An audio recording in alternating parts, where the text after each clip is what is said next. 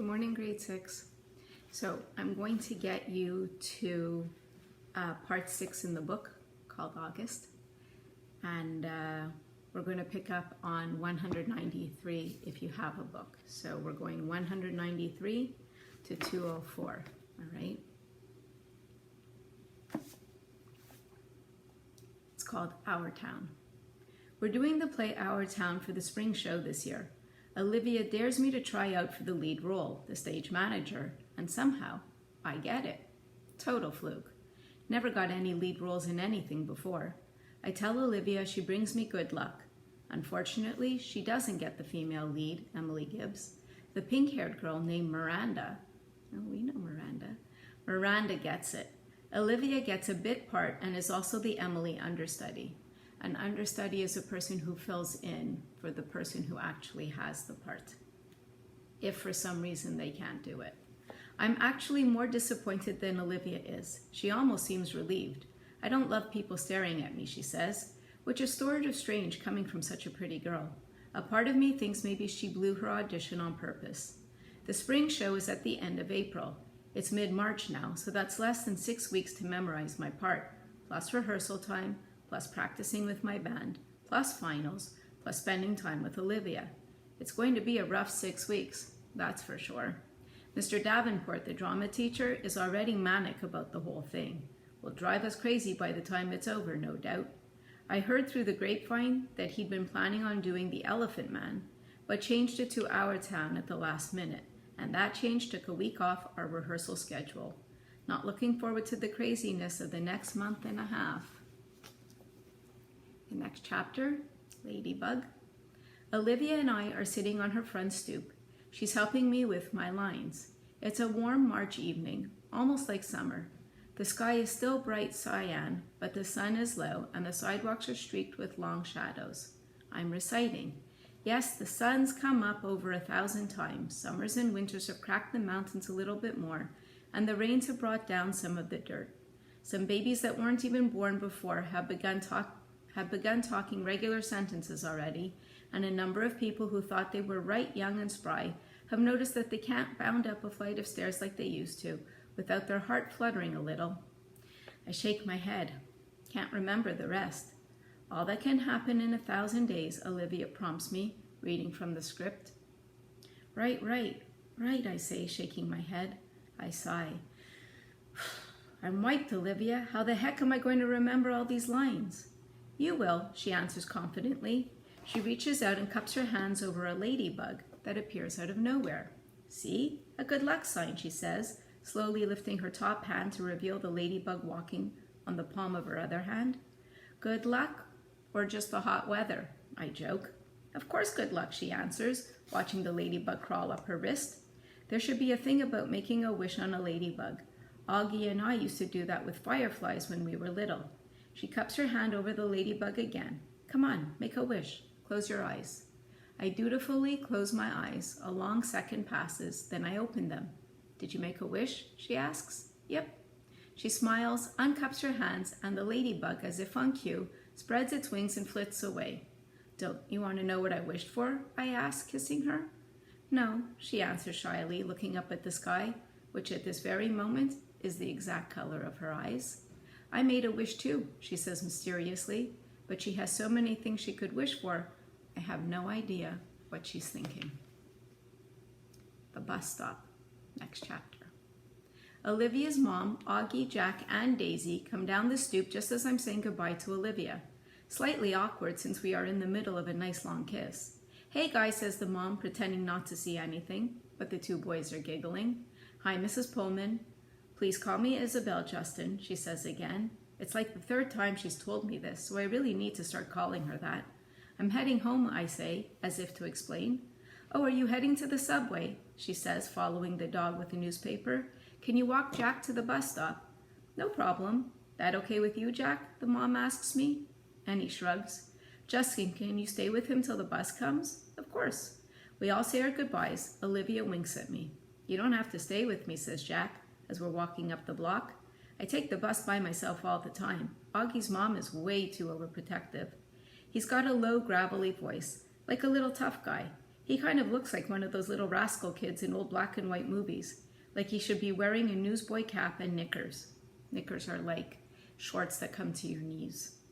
We get to the bus stop, and the schedule says the bus will be there in 8 minutes. I'll wait with you, I tell him. Up to you.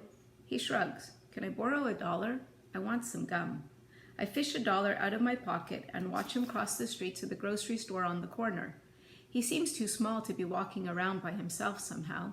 Then I think about how I was that young when I was taking the subway by myself. Way too young. I'm going to be an overprotective dad someday, I know it. My kids are going to know I care. I'm waiting there a minute or two when I notice 3 kids walking up the block from the other direction. They walk right past the grocery store, but one of them looks inside and nudges the other 2, and they all back up and look inside. I can tell they're up to no good, all elbowing each other, laughing. One of them is Jack's height, but the other 2 look much bigger, more like teens. They hide behind the fruit stand in front of the store, and when Jack walks out, they trail behind him, making loud throw-up noises. Jack casually turns around at the corner to see who they are, and they run away, high-fiving each other and laughing. Little jerks.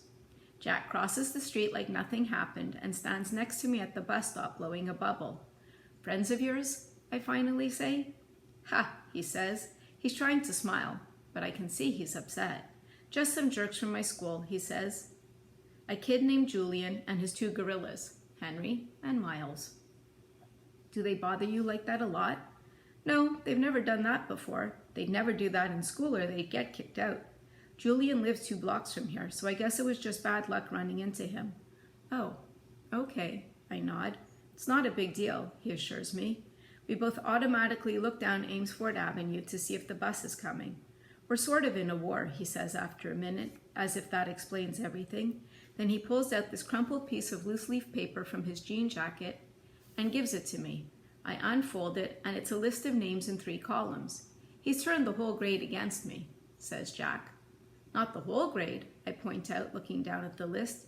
He leaves me notes in my locker that say stuff like, everybody hates you. You should tell your teacher about that.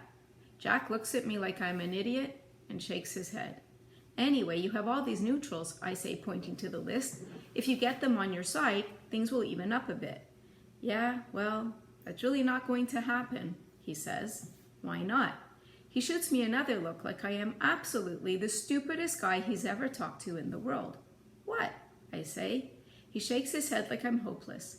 Let's just say, he says, I'm friends with someone who isn't exactly the most popular kid in the school.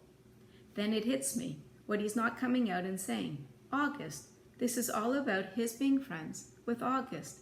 And he doesn't want to tell me because I'm the sister's boyfriend. Yeah, of course. Makes sense. We see the bus come down Amesfort Avenue. Well, just hang in there, I tell him, handing back the paper. Middle school is about as bad as it gets, and then it gets better. Everything will work out. He shrugs and shoves the list back into his pocket. We wave bye when he gets on the bus, and I watch it pull away. When I get to the subway station 2 blocks away, I see the same 3 kids hanging out in front of the bagel place next door. They're still laughing and yuck-yucking each other like they're some kind of gangbangers. Little rich kids in expensive skinny jeans acting tough. Don't know what possesses me, but I take my glasses off, put them in my pocket, and tuck my fiddle case under my arm so the pointy side is facing up. Remember, Jack had told him it looked like something before. I walk over to them, my face scrunched up, mean-looking. They look at me, laughs dying on their lips when they see me, ice cream cones at odd angles. Yo, listen up. Don't mess with Jack, I say really slowly, gritting my teeth, my voice all Clint Eastwood tough guy. Mess with him again, and you will be very, very sorry. And then I tap my fiddle case for effect. Got it? They nod in unison, ice cream dripping onto their hands. Good. I nod mysteriously, then sprint down the subway 2 steps at a time. I love Justin. Next chapter, rehearsal.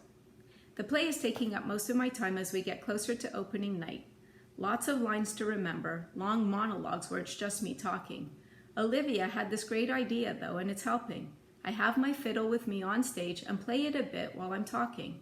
It's not written that way, but Mr. Davenport thinks it adds an extra folksy element to have the stage manager plucking on a fiddle. And for me, it's so great because whenever I need a second to remember my next line, I just start playing a little soldier song on my fiddle and it buys me some time. I've gotten to know the kids in the show a lot better, especially the pink-haired girl who plays Emily. Turns out she's not nearly as stuck-up as I thought she was, given the crowd she hangs out with. Her boyfriend is this built jock who's a big deal on the varsity sports circuit at school. It's a whole world that I have nothing to do with, so I'm kind of surprised that this Miranda girl turns out to be kind of nice. One day, we're sitting on the floor backstage waiting for the tech guys to fix the main spotlight. "So how long have you and Olivia been dating?" she asks out of the blue. "About 4 months now," I say. "Have you met her brother?" she asks casually. It's so unexpected that I can't hide my surprise. "You know Olivia's brother?" I ask. "Via didn't tell you? We used to be good friends. I've known Augie since he was a baby." "Oh yeah, I think I knew that," I answer. I don't want to let on that Olivia had not told me any of this. I don't want to let on how surprised I am that she calls her Via. Nobody but Olivia's family calls her Via. And here this pink-haired girl, who I thought was a stranger, is calling her Via. Miranda laughs and shakes her head, but she doesn't say anything. There's an awkward silence, and then she starts fishing through her bag and pulls out her wallet. She rifles through a couple of pictures and then hands one to me. It's of a little boy in a park on a sunny day. He's wearing shorts and a t-shirt and an astronaut helmet that covers his entire head. "It was like 100 degrees that day," she says, smiling at the picture, "but he wouldn't take that helmet off for anything. He wore it for like 2 years straight, in the winter, in the summer, at the beach. It was crazy." "Yeah, I've seen pictures in Olivia's house. I'm the one who gave him that helmet," she says. She sounds a little proud of that. She takes the picture and carefully inserts it back into her wallet. "Cool," I answer. "So you're okay with it?" she asks, looking at me. I look at her blankly. "Okay with what?" She raises her eyebrows like she doesn't believe me. "You know what I'm talking about," she says, and takes a long drink from her water bottle. "Let's face it," she continues, "the universe was not kind to Augie Pullman." The last chapter that I'll read today is called Bird. "Why didn't you tell me that you and Miranda Navis used to be friends?" I say to Olivia the next day. I'm really annoyed at her for not telling me this. "It's not a big deal," she answers defensively, looking at me like I'm weird. "It is a big deal," I say. "I look like an idiot. How could you not tell me? You've always acted like you don't even know her." "I don't know her," she answers quickly. "I don't know who that pink-haired cheerleader is. The girl I knew was a total dork who collected American Girl dolls." "Oh, come on, Olivia. You come on. You could have mentioned it to me at some point," I say quietly, pretending not to notice the big fat tear that's suddenly rolling down her cheek. She shrugs, fighting back bigger tears. "It's okay. I'm not mad," I say, thinking the tears are about me. "I honestly don't care if you're mad," she says spitefully. "Oh, that's real nice," I fire back. She doesn't say anything. The tears are about to come. "Olivia, what's the matter?" I say. She shakes her head like she doesn't want to talk about it, but all of a sudden the tears start rolling a mile a minute. "I'm sorry, it's not you, Justin. I'm not crying because of you," she finally says through her tears. "Then why are you crying?" "Because I'm an awful person." "What are you talking about?" She's not looking at me, wiping her tears with the palm of her hands. "I haven't told my parents about the show," she says quickly. I shake my head because I don't quite get what she's telling me. "That's okay," I say. "It's not too late. There's still tickets available." "I don't want them to come to the show, Justin," she interrupts impatiently. "Don't you see what I'm saying? I don't want them to come. If they come, they'll bring Augie with them. And I just don't feel like..." Here she's hit by another round of crying that doesn't let her finish talking. I put my arm around her. "I'm an awful person," she says through her tears. "You're not an awful person," I say quietly. "Yes, I am," she sobs. "It's just been so nice being in a new school where nobody knows about him, you know? Nobody's whispering about it behind my back. It's just been so nice, Justin. But if he comes to the play, then everyone will talk about it. Everyone will know. I don't know why I'm feeling like this. I swear I've never been embarrassed by him before." I know, I say, soothing her. "You're entitled, Olivia. You've dealt with a lot your whole life." Olivia reminds me of a bird sometimes, how her feathers get all ruffled when she's mad, and when she's fragile like this, she's a little lost bird looking for its nest.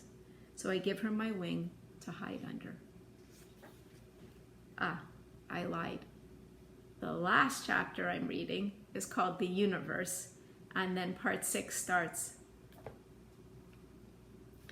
I can't sleep tonight. My head is full of thoughts that won't turn off. Lines from my monologues, elements of the periodic table I'm supposed to be memorizing, theorems I'm supposed to be understanding, Olivia, Augie. Miranda's words keep coming back. The universe was not kind to Augie Pullman. I'm thinking about that a lot and everything it means. She's right about that. The universe was not kind to Augie Pullman. What did that little kid ever do to deserve his sentence? What did the parents do? Or Olivia? She once mentioned that some doctor told her parents that the odds of someone getting the same combination of syndromes that come together to make Augie's face were like 1 in 4 million. So doesn't that make the universe a giant lottery then? You purchase a ticket when you're born, and it's all just random whether you get a good ticket or a bad ticket. It's all just luck. My head swirls on this, but then softer thoughts soothe, like a flatted third on a major chord. No, it's not all random. If it really was all random, the universe would abandon us completely, and the universe doesn't. It takes care of its most fragile creations in ways we can't see. Like with parents who adore you blindly, and a big sister who feels guilty for being human over you, and a little gravelly voiced kid whose friends have left him over you, and even a pink-haired girl who carries your picture in her wallet. Maybe it is a lottery, but the universe makes it all even out in the end. The universe takes care of all its birds. I love that. All right, that's where we stop for today, guys. The next time, though, chapter 6, well, it's called part 6. It's called August. So, see you next time.